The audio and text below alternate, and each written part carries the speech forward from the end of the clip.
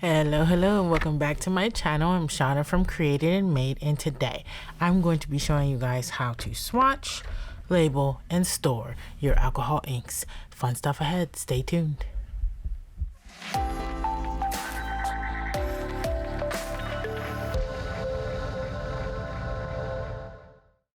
If you spent any time working with alcohol inks, you know they work best on non-porous surfaces. So that's going to be like your Yupo, your craft plastic, any synthetic plastic material that is non-porous.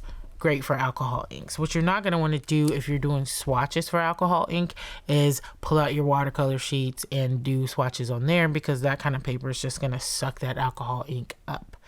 But I don't know about you, I don't want to dip into my very expensive Yupo to make a bunch of swatches. So what do? What do we use?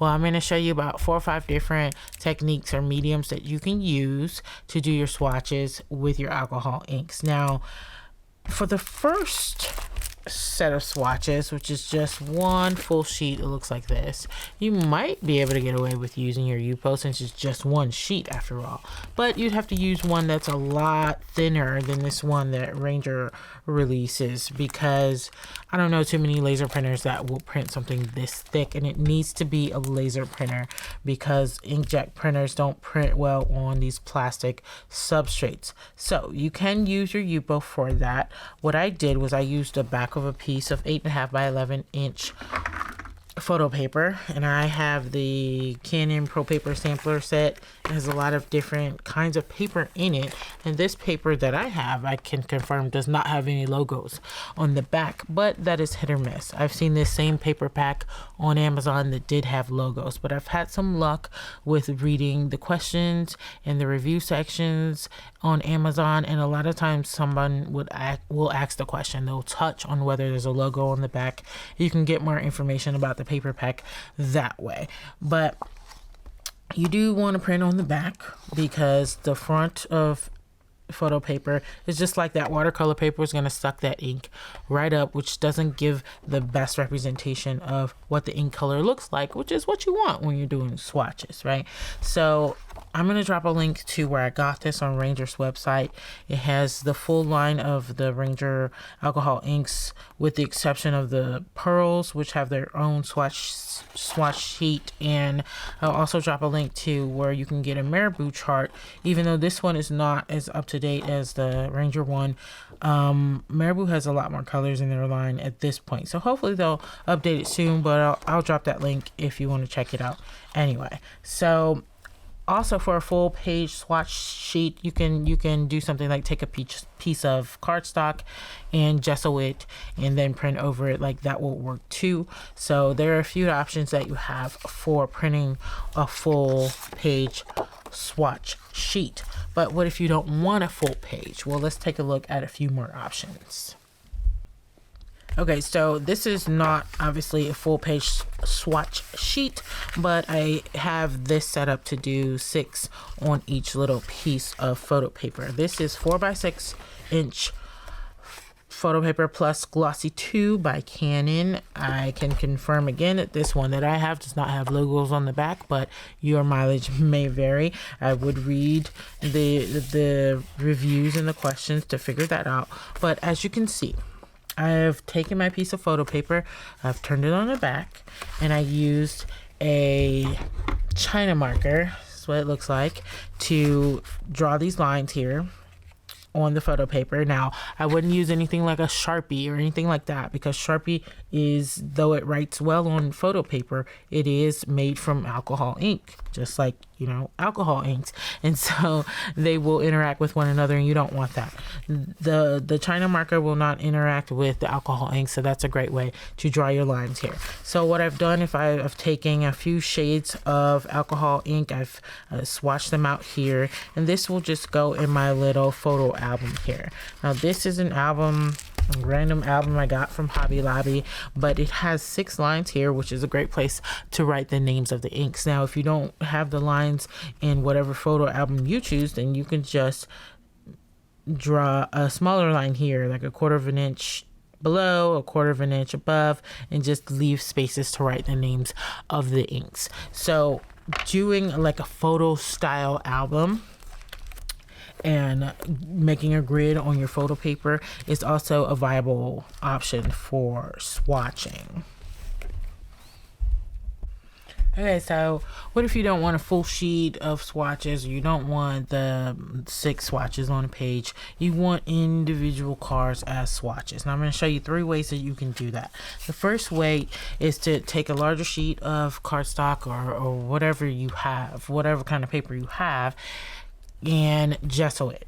I would start with a larger sheet, then gesso it. Then you can cut it down to something that is more manageable swatch size like this. So this is just a gessoed piece of white cardstock that is 3x2 in size. It has a hole punched in it, and as you will see, it will swatch quite easily. This is some Jacquard ink I have here. Just spread it out, and to be honest, I like to do stuff like this with my finger because it's quick, fast, and easy. And when you're doing a lot of swatches, you want quick, fast, and easy. Now, not everybody will love getting alcohol ink on their fingers because alcohol ink does stain, but my hands are always stained with something, so that doesn't bother me. You can wear gloves if you want. So just spread it out. You saw how quick and easy that came together. Now you can dab it, you can spritz it with isopropyl if you want to kind of give it some texture, but otherwise gessoed cardstock will work pretty well. It does show some brush strokes, but if that doesn't bother you, then it works just fine. Okay, next, if you don't want to use gesso, there's another way that you can use your cardstock to do your alcohol ink swatches. Now, this is just some white cardstock that I've cut down again to 2x3. I'm going to punch my hole here in the center, make it into a tag, and I'm going to show you really quickly how to cover these with some Dollar Tree white vinyl. Now you want to trim these down. I have my little trimmer here. I'm gonna try to do a very quick demo to show you guys. You can get this for $1.25 at the Dollar Tree. It comes in a roll of 48 inches by 12 inches, so 4 feet by 1 feet. You want to put it in on the opposite side that you would normally put it in and trim it down to 2 inches. By 12 inches. Put that to the side. Now I am actually going to show you how I normally would do this. I would pull this off of the backing and lay it down on my glass mat because I like to use the measurements on the glass mat to do this. And I'm going to put it, stick it down at 0, 0. You shouldn't worry because it will come back up when you're done. I'm going to get my China marker and I'm going to use it to make a line at, this is going to be 2 inches, not by a full 3 inches. It's going to be 2 inches by 2.5 inches. So I'm going to make a line at 2.5, just a rough line, quick, fast, 5 inches, 7.5 inches, and 10 inches. Now those are my separations, and then I can go in with my alcohol ink. Now again, I'm just going to go in with my finger. I find this the fastest and easiest way to do this. Now you want to make sure that you don't have wet ink still on your finger when you go in. And so I'm going to do the purple. Okay, so we're all dry. So what I'm going to do now is I'm going to pull this up off of my glass mat. Easy peasy. And then I'm just going to trim them apart.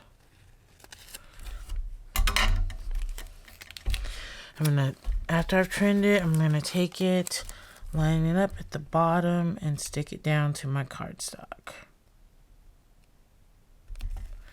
Now you might do something like this if you don't like gessoing, you don't like the brush marks in the gesso, or if you just want something that has a little bit cleaner of a look and is, you know, you have that shiny finish of the vinyl as well.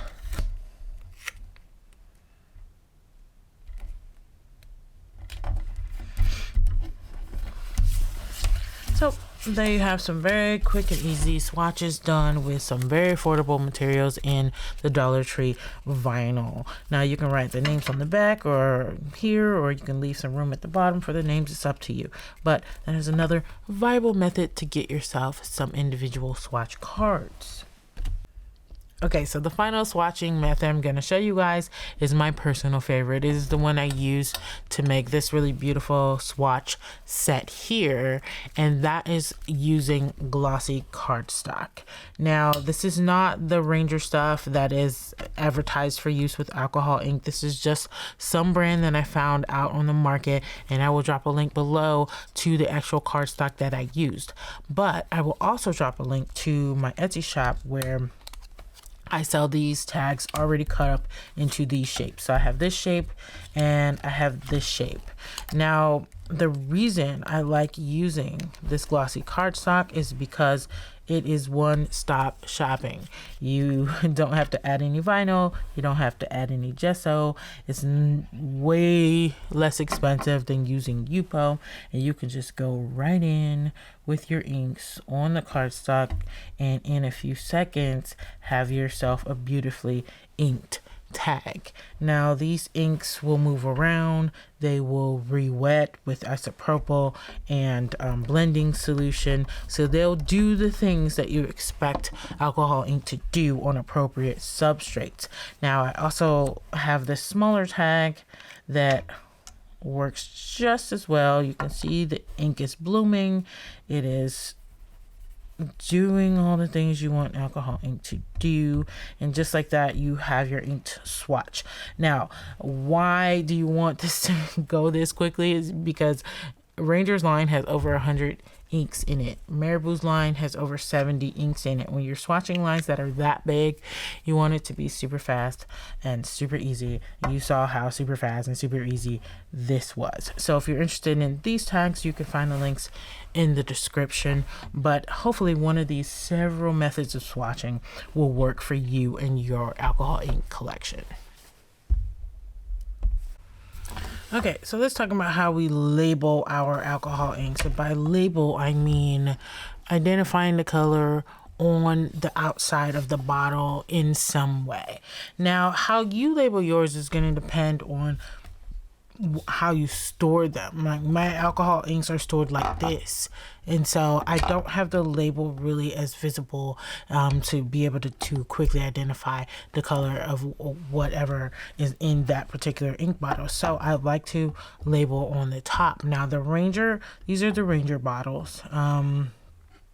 I'm also going to show you how I would do the Marabou bottles and also the Jacquard bottles. Now, Ranger is fairly straightforward. Like, you just need a dot that will fit there, and then you adhere it to it.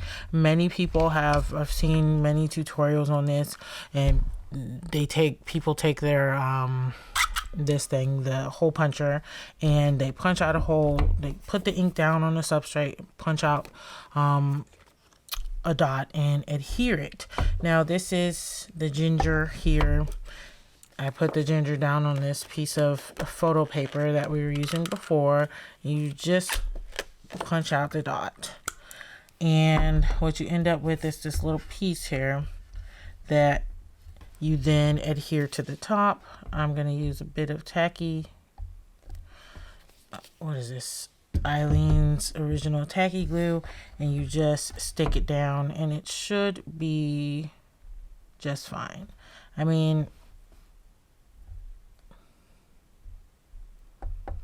there should not be a problem with that. I'm going to tell you now, this is not the method that I used to create these labels. I don't love this method just because, one, the circles kind of, I don't know if you can even really see that. It's rough around the edges. It's warped from where it was punched. I don't like running around behind that little punch out and trying to get it adhered down. I prefer to use these labels that I actually made myself and that are available in my Etsy shop. I'll label them, I'll link them down below, I should say. This is actually adhesive vinyl. Even though I'm still going to use my Eileen's to tack it down, I like to use this method because it's just cleaner. It's the circles are uniform, and I feel like I can still get a true representation of the color using this method. Now, there are some tips to it, and I just spilled the ink a little bit. Now, when you put down a dot, I just leave it on the backing sheet. I'll put down a dot, and as you'll see, this dot is fairly dark. Like, there's no really tell what color that ink is because it's just pulled up on top of that dot at this moment. So what I do is I just take something and I sort of siphon off the ink that is pooling, and so you'll end up with a much better representation of what that color is than you had when you first laid it down. Now I'm gonna go ahead and do the purple twilight and the other two colors I have here, so you can check out how this would work.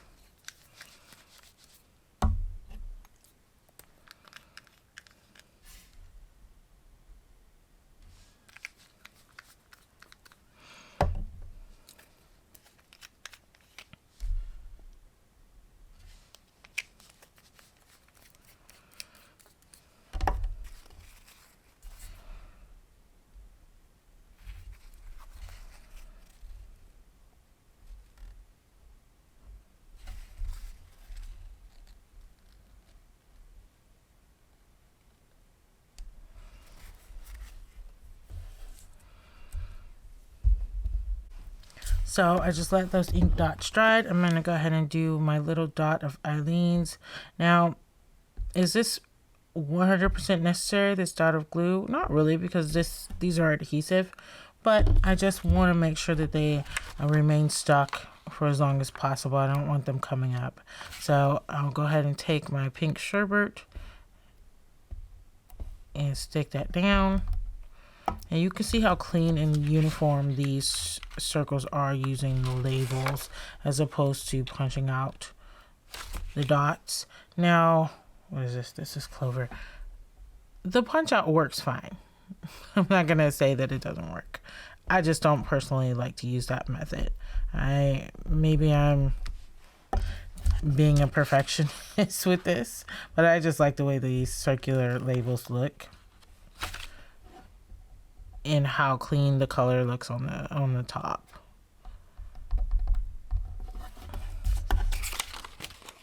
Last one.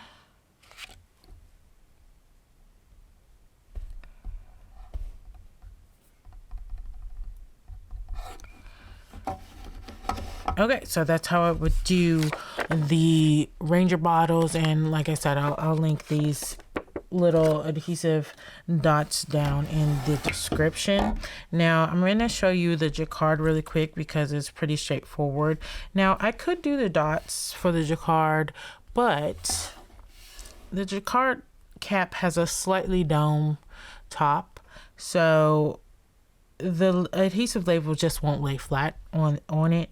I mean, I'm sure there's some way you can get to that to stick down, but I found it's just easier because Jacquard also has a white top to just go ahead and take the ink and lay it out on the top. Now, like on the adhesive dots, the ink tends to pool in this little space, and so you are going to want to siphon some of this off so that it will actually dry. And with some of the darker colors, it's hard to tell what color it even is, so you do want to take a bit of paper towel or a rag or something and just siphon off the extra. But once that dries, it should be fine just like that. And so you have a sort of a built-in dot for the Jacquard bottles. And I did a couple. Oh, these are the two I did before. You can see how that just worked. That works just fine. Like that is a good way to see what the color in the bottle is. And so last but not least is going to be the Marabou bottles, and they are sort of a little more complicated because obviously Marabou is a whole different bottle shape. So I'm going to show you guys how I label those. Okay, so let's talk about how we label the Marabou bottles. Obviously, these bottles are much different than the Ranger or Jacquard. They're taller and they have this dunce cap style top to it. I don't know how to describe it, but I'm not gonna lie, I don't like this bottle shape. I don't like the functionality of it. It makes it difficult to store. I don't like it. I like the Marabou products. I don't like the bottle. But what a lot of people do with the Marabou is much like the Jacquard, they have a white top, but this is a very tiny little space they have here, so it's not really conducive to doing an adhesive label of any sort. So as you can see with these bottles, what a lot of people do is they just take the ink and tip a bit of ink into the top, and that is the way they sort of label the bottle. Now I do this, but this is really tiny. So when you have a line that's large like Marabou, and like look at this, these two blues at a glance are fairly similar when you're looking at these teeny tiny dots. And so another way that I have come up with to label the Marabous, especially because I don't store my bottles so that I'm looking down on them. My Marabou, some of them, sometimes I do. I'm going to show you my storage, and some of them I'm looking down, and some of them I'm looking straight on, like, so I'm not even seeing this little tip. So one of the things I've come up with to label my Marabous is I've actually made these little stickers, also available in my Etsy shop, and they look like this. And so what you do is, actually I'm gonna put this back on the label sheet. What you want to do is just go ahead and, which I'm gonna do this jungle green color here. Just go ahead and ink up the label and get it all spread out. Go ahead and let that dry, and then we're going to do what we see here, which is we have a nice big labeled portion of the top. I suppose you can put one on the front and on the back, however many you would like to put on. But Marabou does have this little circle here that also identifies the color. But if you're looking at the bottle like this, if the bottle's turned around and you're looking straight onto it, meaning you're not looking at this little thing here, it's just, I designed these labels to make it that much easier to actually quickly see what you're working with and then go ahead and grab it. So once this is dry, it dries pretty quickly. Again, it's alcohol ink, that's what it does. You can go ahead and pull it off, and you just want to line it up to the top, and as long as it is level to the top of the tip of the cap, it should line up pretty well at the bottom. So it's just a real quick, simple, easy way to get some extra labeling on the Marabou bottles due to their shape. So once again, I'll link these down in the description, and maybe you guys would be interested in those sort of labels. Okay, so finally, we're going to wrap this up by talking about how you store your alcohol inks. Now, I have several different ways I'm going to show you, and you can just obviously take your pick, and whichever method will work best for your stash and your craft setup. So obviously we have the Ranger alcohol ink storage tins. Now, at some point after I bought my tins, Ranger redesigned these so that they stacked on top of each other, because this is actually, it's on upside down. This particular version that I bought, they don't stack, and so you go to put them on top of each other, and they just kind of move around. They don't sit still, and that drove me nuts. I mean, I had 4 of these. This is another thing I don't particularly love about this system, is that each tin holds 30 inks, and I mean the Ranger line is up to about 105, I think, if you include the alcohol pearls. So you would need at least 4 of these, and with them not stacking, at least the ones that I have, if you bought them today, they would likely be the stacking version. This just is a system that didn't work for me. Now I'll still use it, because what I do sometimes is I remove this plastic piece. That one is in there pretty good, but this is in here upside down. I'm not sure why. But you can just take out the plastic piece if this fits better, like in your drawer or whatever storage system you have, for example. Then this is usable on its own, and then you can put other stuff in here.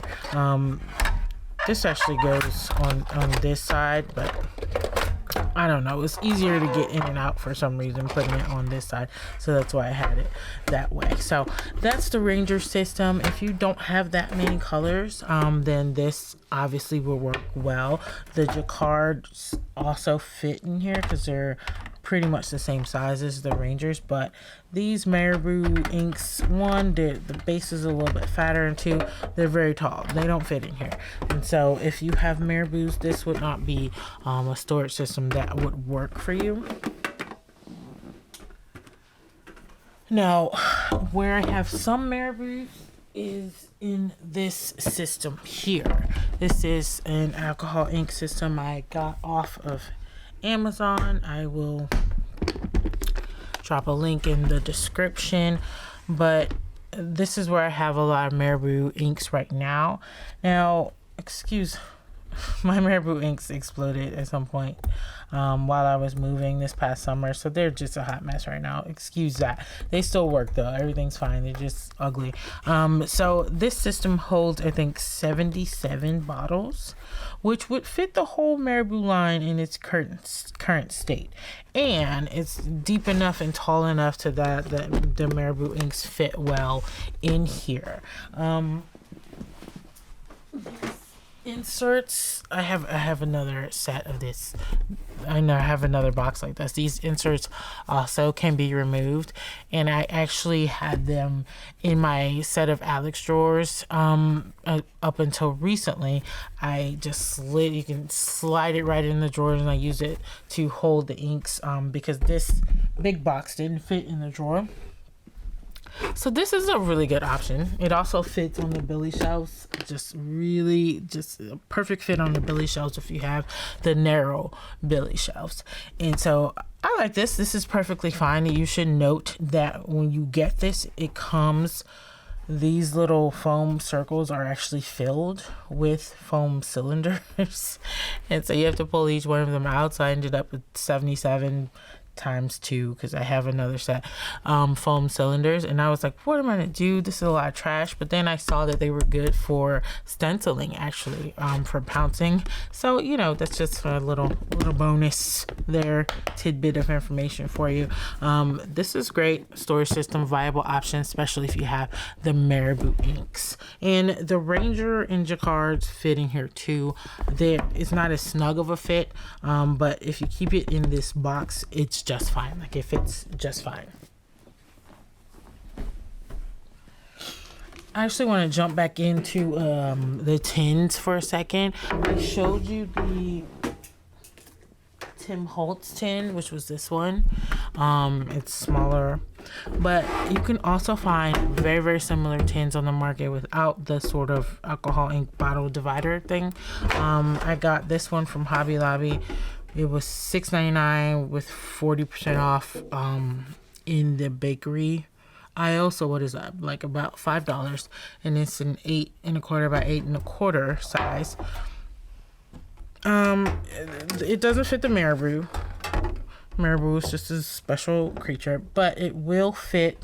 I think I counted it out. It will fit 64 of the Ranger bottles. So if you don't have the full set of Ranger, or if you do have the full set, you can fit the full set of Ranger in 2 of these tins instead of 4 of these smaller ones. So I got these in my actual local Hobby Lobby store. I'm not sure if they have them online, but if they do, I will drop a link in the description. Okay, so this system, I doubt that you can see very clearly because it's tall and vertical, but I'm actually going to take a photo of it and insert it so that you can see clearly what I'm referring to. But this is just, it's a 5-tier carousel sort of storage system, and the Marabou bottles do fit inside of it. And so it's very tall. The footprint is not very wide, but it's pretty tall. But they also have a 3-tier system available because this is 5 tiers. And I think in each individual carousel, they will hold, what is it? I think it's like 27 inks. So you need 3 of the layers to hold the entire Marabou collection. And you'll need the whole thing to house the Ranger collection. But I think it's pretty cool because you can mix and match. You can fit the Marabou in there, but also have the Ranger. I also have, if you have these taller distressed ink re-inkers, they fit in there. The oxide re-inkers fit in there. A lot of, what is this? The Dilutions paint bottles fit in there. It's a very versatile system. So this is a pretty viable option for storage if you have the vertical space and the footprint in your crafting area. Okay, so this is the final storage method I want to show you guys. And this is the one I actually use for my Ranger inks.